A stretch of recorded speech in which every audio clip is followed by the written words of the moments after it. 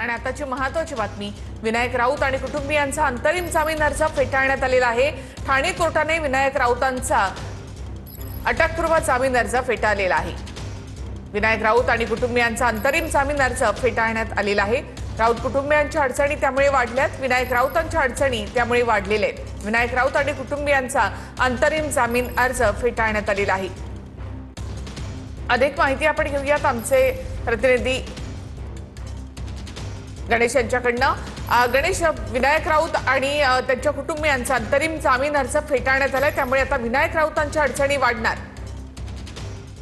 नक्कीच निखिला, पाहिल्यानंतर ठाकरेगडाचे माजी खासदार विनायक राऊत आणि त्यांच्या कुटुंबियावरती या ठिकाणी ठाण्यातील कापरोडी पोलीस ठाण्यात गुन्हा दाखल करण्यात असून गिरीजा राऊत यांनी तक्रार केली होती। त्यामुळे पाहिल्यानंतर आता ज्या पद्धतीने अटकपूर्व जामीन असलेल्या अंतरिम जामीनसाठी अर्ज करण्यात आला होता विनायक राऊत यांच्या कुटुंबियांकडून, मात्र अंतरिम जामीन जो तो ठाणे न्यायालयाने तो फेटाळलेला आहे।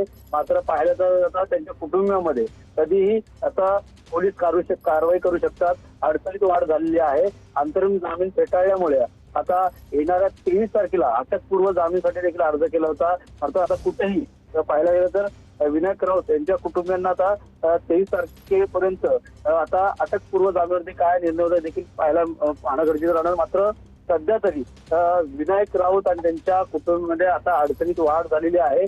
पोलीस कधीही कारवाई करू शकतात। पाहिलं तर भोंदू बाबा प्रकरण असेल, छळवणूक असेल, या संदर्भातल्या वेगवेगळ्या तक्रारी गिरीजा राऊत त्यांनी केल्या होत्या। गिरीजा राऊत ह्या विनायक राऊत यांची सून आहेत।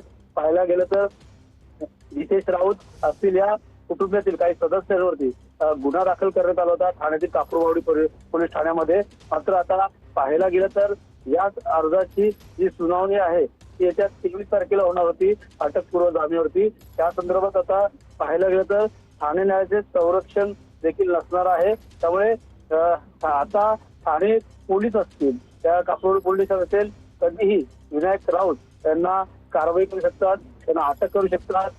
पाहायला गेलं तर विनायक राऊतांनी देखील अनेक आरोप प्रत्यारोप केलेले आहेत, त्या संदर्भात खंडन केलेलं आहे। मात्र गिरीजा राऊत यांनी अनेक तक्रारी ज्या ते कापूरवाडी पोलीस स्टेशनमध्ये दाखल करण्यात आलेल्या आहेत, त्यांनी पण देखील त्यांचं मत मांडलेलं आहे। त्यामुळे नक्कीच पाहिल्यानंतर गुन्ह्यामध्ये अनेक विविध कलम आहेत आणि ते कलम पाहायला गेलं तर हे मोठे कलम आहेत। त्यामुळे विनायक राऊत आणि त्यांच्या कुटुंबामध्ये मोठ्या प्रमाणात अडचण आता निर्माण झालेली आहे।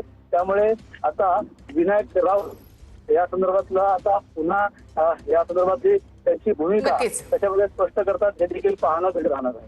धन्यवाद गणेश, एकूणच माहितीबद्दल। तर विनायक राऊतांसह कुटुंबियांचा अटकपूर्व जामीन अर्ज फेटाळण्यात आलेला आहे। विनायक राऊतांवर ठाणे पोलिसांकडून आता कारवाईची शक्यता, त्यामुळे राऊत कुटुंबियांच्या अडचणी वाढणार आहे।